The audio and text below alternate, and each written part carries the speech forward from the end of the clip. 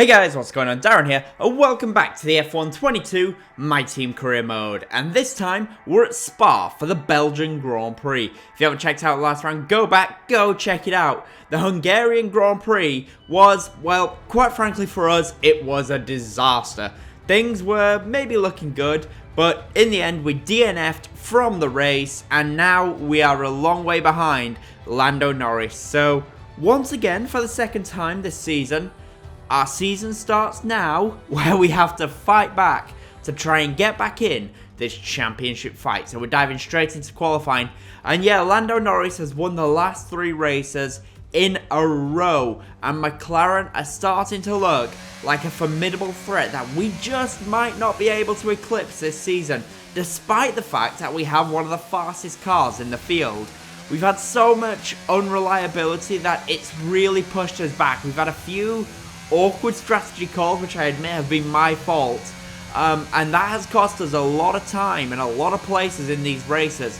We can't afford for any more mistakes like that, so here we are at Belgium, at Spa, and we have to win this Grand Prix.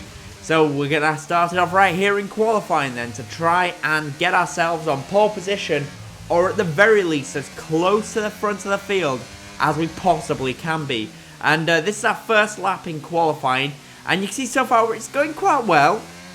You know, we're not doing too bad. We go through Liège right now, and now we're on the run down to P1. P1, of course, is a fast left-hander, so fast. It's practically, it's so close to flat out in qualifying. Just had to give it a slight lift, but almost flat out in qualifying. Then here into Fagnes. And then from Fagnes to, I believe it's called Curve Paul Frere, or at least it used to be called Curve Paul Frere. It might be called something else now, actually. Actually, I think it's Malmedy, thinking about it. So into Malmedy, and then through Malmedy we go, and then it's the run round Blanchimont. Blanchimont is this fast, flat-out left-hander, double left-hander. So into part 1 of Blanchimont, and then you got part 2 right here. We are flickered in still, flat out in these modern-day F1 cars. And then you've got the bus stop chicane. Of course, it's no longer a bus stop, but it is the old chicane. And then that is a lap of Spa-Francorchamps as you run then to the line. And what's it going to be for us? It is a 1:45.2, and that currently sees us in 10th place. As we go to the end of qualifying, you can see we're currently 2/10 up, but we make a mistake at Les Combes. And that is the end of qualifying for us. It's going to be P12 for the Grand Prix. Welcome along then to the Belgian Grand Prix, the race that gave us the maiden victory for the Jordan team back in 1998. And in the same team, the phenomenal debut of a young Michael Schumacher. There's always something special just around one of the many corners of this fan favourite circuit. Spa-Francorchamps today, a circuit that spans 4.35 miles. There are tons of elevation changes along the way too. 19 corners making up this circuit, with 9 of those to the right and the remaining 10 to the left. This track's a great one for fans of pure speed, and the average lap speed comes close to a whopping 145 miles per hour. It's time to see how our drivers are stacking up after yesterday's exciting qualifying session. Lando Norris put in a fantastic lap yesterday, and he'll start from pole position. And it's Alain Prost alongside. Considering the rest of the grid, we have Sainz, Ricciardo, Max Verstappen, and Hamilton, Magnussen, Gasly, Mick Schumacher, and Bennett, Ocon, Leclerc. They'll be starting further back after an earlier grid penalty. Fernando Alonso and Albon, Théo Pourchaire, Schwartzman, Sergio Perez. They've taken a grid penalty, and Yuki Tsunoda, Stroll, Joe, Oscar Piastri, and Nicholas Latifi. Now it's almost time for lights out, so let's go down to the track. So as you can see, we're in P10 then for the Belgium Grand Prix. A couple of grid place penalties for other drivers, and that is perfect for us. And it's lights out, and away we go. We're all starting on the medium compound tyres today. No one is going for the soft, and look at Charles Leclerc there with an absolutely incredible launch there off the line as we go into La Source. Make slight contact there with Kevin Magnussen. He couldn't really go anywhere because, of course, he had Lewis Hamilton on his outside. And now on the run down to Eau Rouge for the first time, and Magnussen and myself are going wheel to wheel. Magnussen's got the inside line for Liège, and he takes the position there. Kevin Magnussen takes a place from us, but now we're going to try and go down the inside into Lake Holm. Can we make it stick? Yes, we can. Down the inside into Lake Holm. And then we go right around the outside, but you can see we've had a driver DNF already. It's Esteban Ocon, so we're just seeing what's happened to Ocon. Has he crashed at Eau Rouge? No, he hasn't. He hasn't crashed at Eau Rouge or Raidillon. He has just simply retired. His car made it about as far as Michael Schumacher's car made it in his first Belgian Grand Prix all the way back in 1991.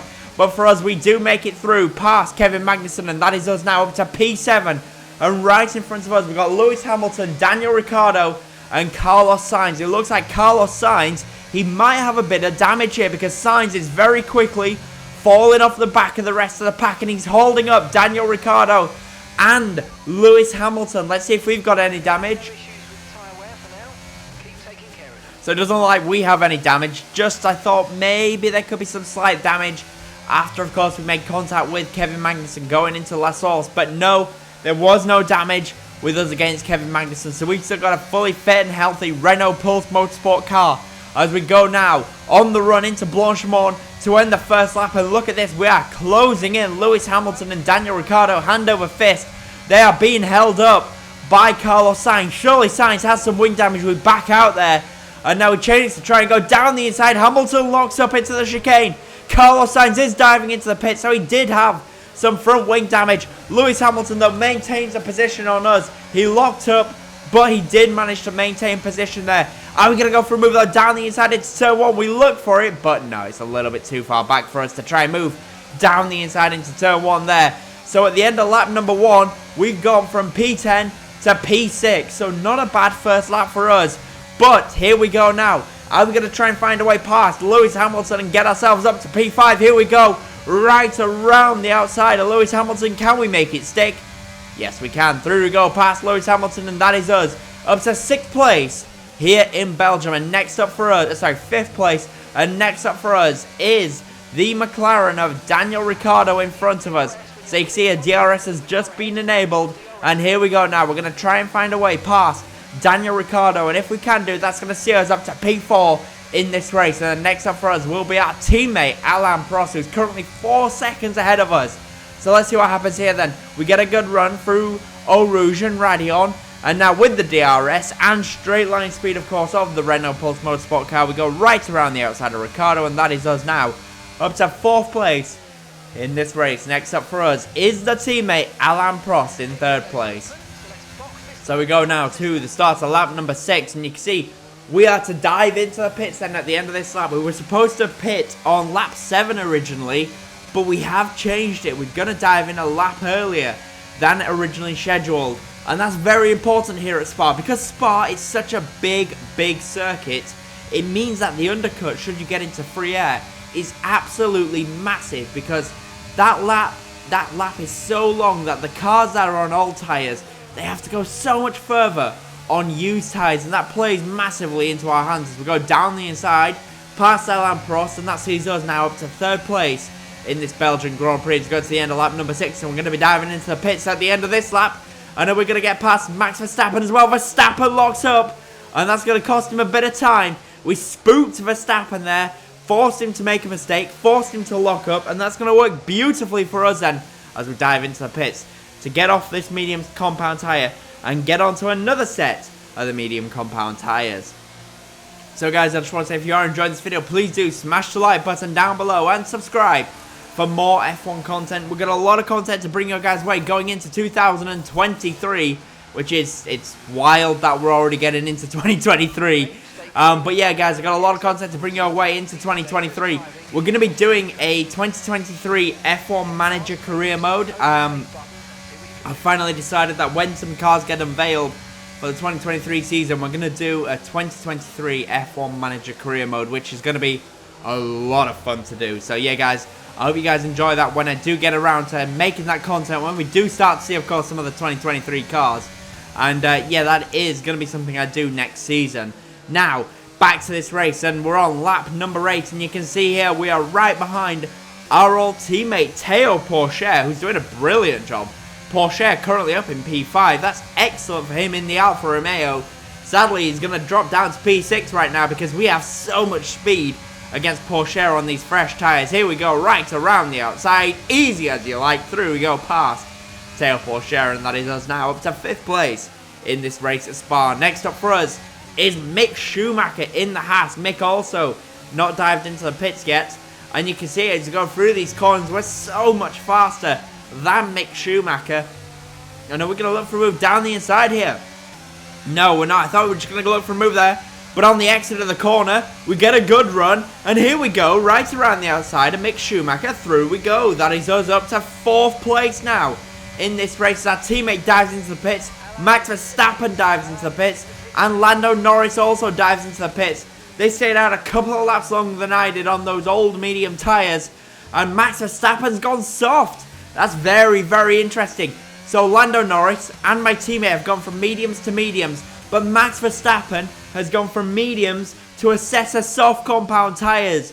And it's going to be very interesting to see now what happens in this Grand Prix. As he's gone onto a set of soft tyres. As you see, we go to the end of lap 10, start to lap 11. And look who is right behind us. Max Verstappen, he is right behind us. We lock up into the sauce. We run a little bit deep. That's going to give Verstappen an opportunity here. Is he going to get us? No, he's not. We're staying ahead of him. But Verstappen is going to get the DRS here. And this is going to be a chance for Verstappen to take the lead of the Belgian Grand Prix. Can he do it here with the DRS? Down the straight. And here we go now. Max Verstappen down the inside into Les Combes. Can he make it stick? We're going to let him have some space, and Verstappen goes through. Max Verstappen takes the lead then of the Belgian Grand Prix. But as we go towards the end of lap 11, so a little bit later on in the lap, Verstappen, as you can see, he's slowly starting to lose some grip on those softs. The soft tyres do not last long here at all.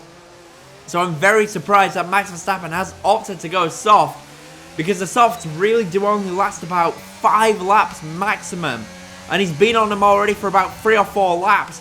And at this point, the softs are really starting to run out of grip here. So Verstappen surely is going to be a sitting duck for us here.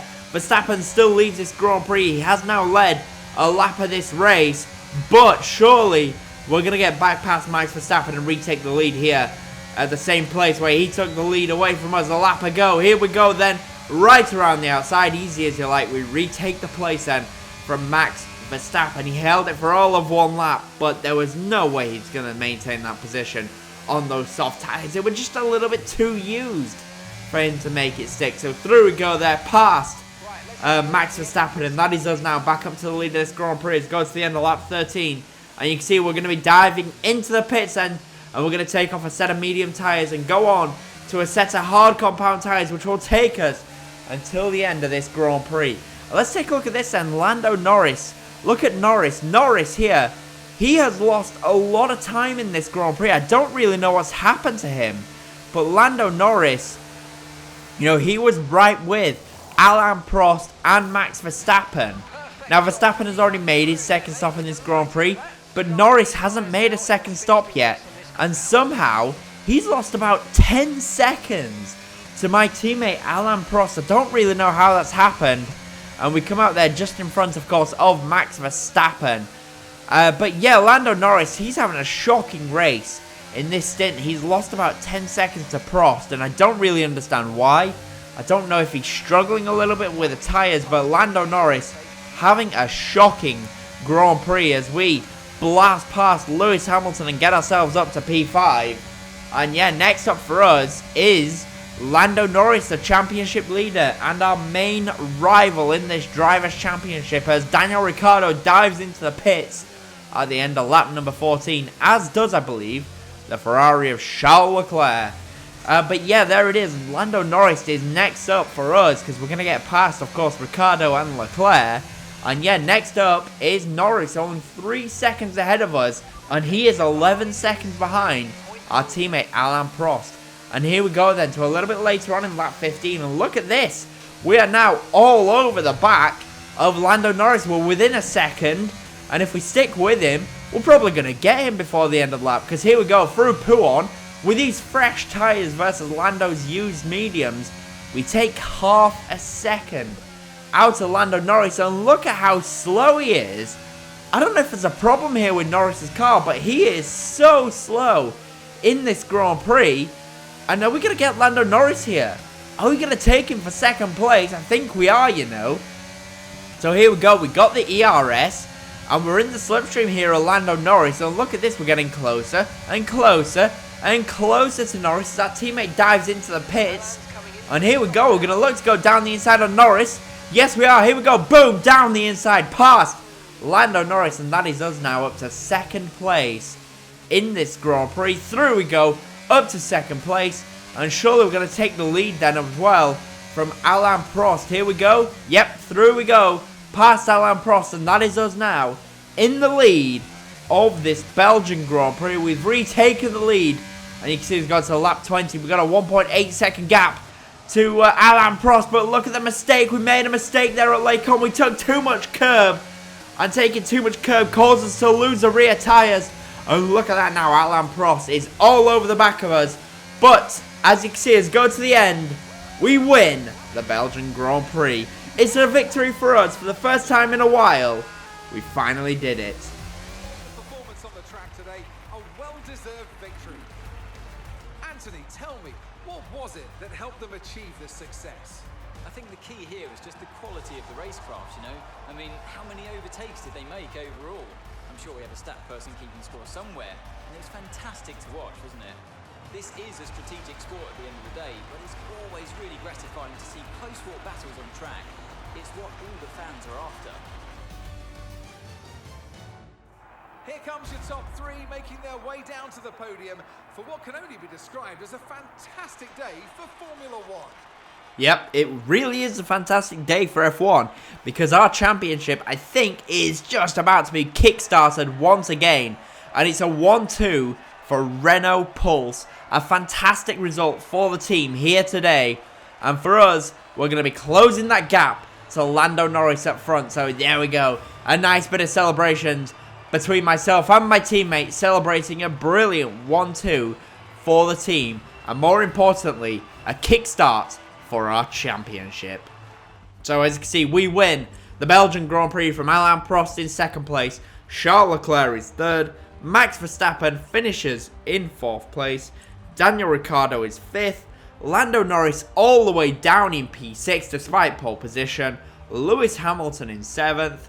Carlos Sainz finishes in 8th place, Pierre Gasly 9th, and Kevin Magnussen rounds out the top 10. And we had 2 DNFs from the Grand Prix, and that was Esteban Ocon and Yuki Tsunoda. So let's go to the driver standings now. As you can see, Lando Norris still leads the Drivers' Championship, but we close that gap to just 18 points, and Alain Prost is in 3rd in the Drivers. And as we go to the Constructors, Pulse Motorsport still leads the Constructors. So I hope you enjoyed that video, and if you did, as always, comment, leave a like, and if you haven't already, of course, subscribe to the channel for more F1 content. Thank you all so much for watching, guys. Bye.